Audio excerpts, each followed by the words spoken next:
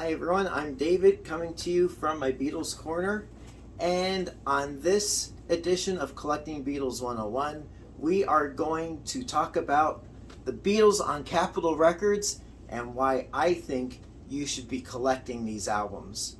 So stick around.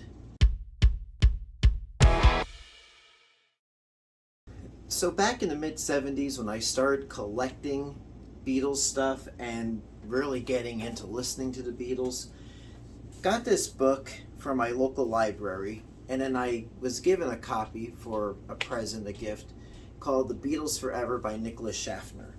And in the back of the book, there's a few pages on an international Beatles discography. It says, if you are an American Beatlemaniac, it is possible that you rate albums such as Beatles 65, Beatles 6, and Yesterday and Today among your favorites.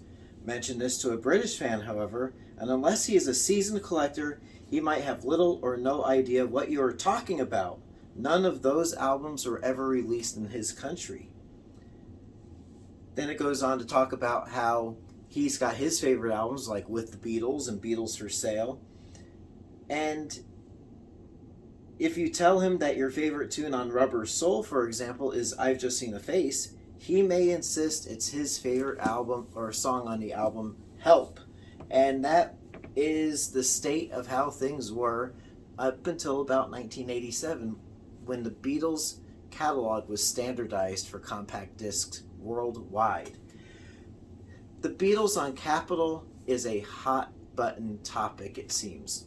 People either love them, like me, I love these albums, or people are like, how dare Capitol chop up the albums and not stay true to the Beatles' vision of how their music should be presented and mixed and blah, blah, blah. Well, as we saw in my video on Please Please Me Around the World, different countries presented Beatles music in different ways on different albums, different album art, different songs, different running orders. So it was not unique to the United States and not unique to the Beatles either. All British bands, from the Animals to the Zombies and everyone in between, yes, even the Rolling Stones, had their albums chopped up and reconstituted for the American market. In fact, when we're talking about the Beatles on Capitol, I did a little research, and when the catalog was standardized in '87, we got this gem of past masters.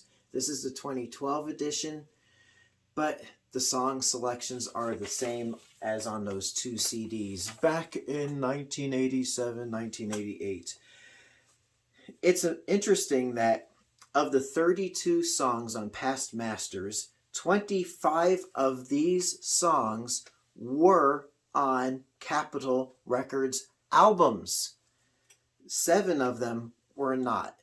And I'm at a loss as to why songs like I'm Down were not on Capitol Records.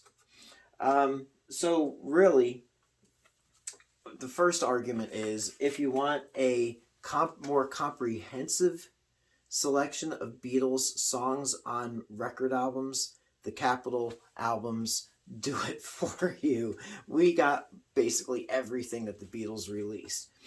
Another thing is that people say, well, Dave Dexter and Capitol Records, and they added all this echo and the reverb, and that's not true to how the Beatles wanted their music to be heard. But, unlike England, the Beatles were competing in America with American recording artists and American record labels.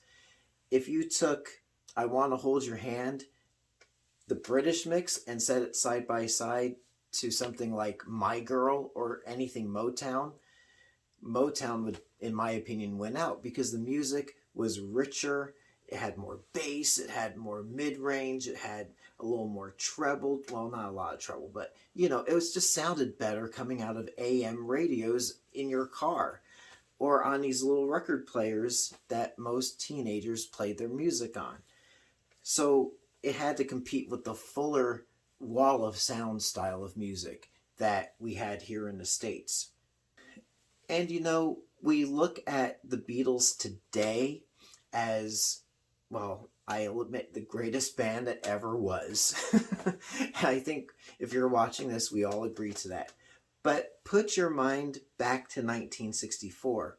The Beatles were viewed basically as a boy band, maybe like how BTS is viewed today, or in past years you had One Direction, NSYNC, Backstreet Boys. So the average person viewed them as this teeny bopper band, kind of like how the Monkees were viewed. Just who are these guys? It's a flash in the pan. Even the Beatles themselves didn't think they would last long. And John Lennon himself in 1970 said the Beatles were just a band, a very good one, and in Liverpool no one could touch us, but we're just a band. And that's really the reality, is that, especially in those days of Beatlemania, they were just a band. So there was no sacredness to their music and their catalog and the albums. And why should these be a part of your Beatles collection? Why should you be collecting the Capitol albums?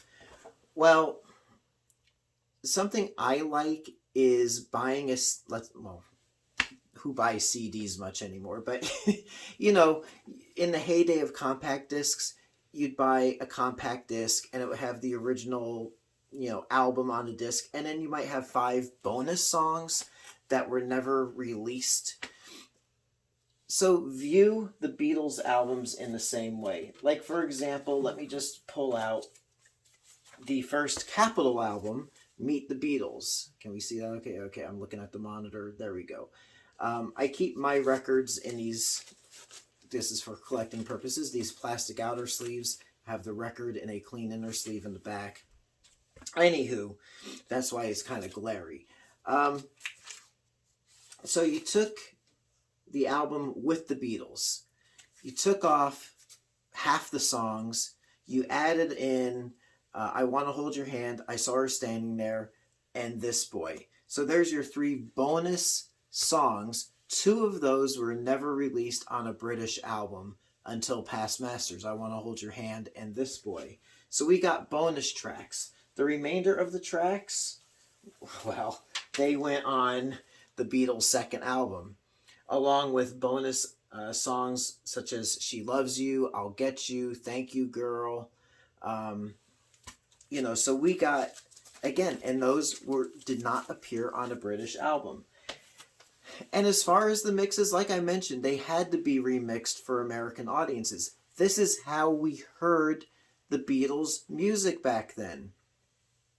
So it's another big thing today, are remixes, remasters, remixes.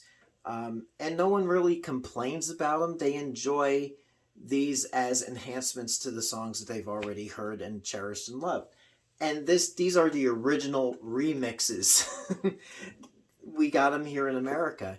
And compared to the British mixes and British versions of the songs themselves, in my opinion, these are full of life. They have that, some songs may have gone overboard with reverb and echo, but it kind of adds to the experience. When I hear these versions of the songs, it's like revisiting old friends from my childhood. Listening to these albums are like old friends.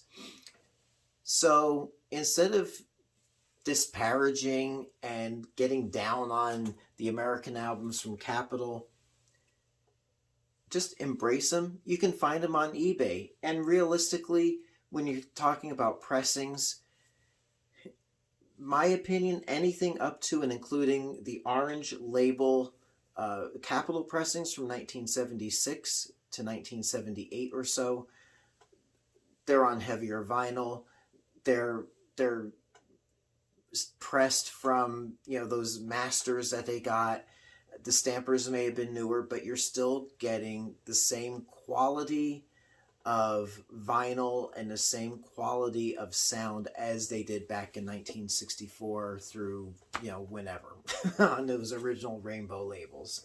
So there you have it. This is not a concise video about Capitol, the ins and outs, just my 2 cents as far as don't discount them, embrace them, collect them. You can find them on eBay pretty cheap.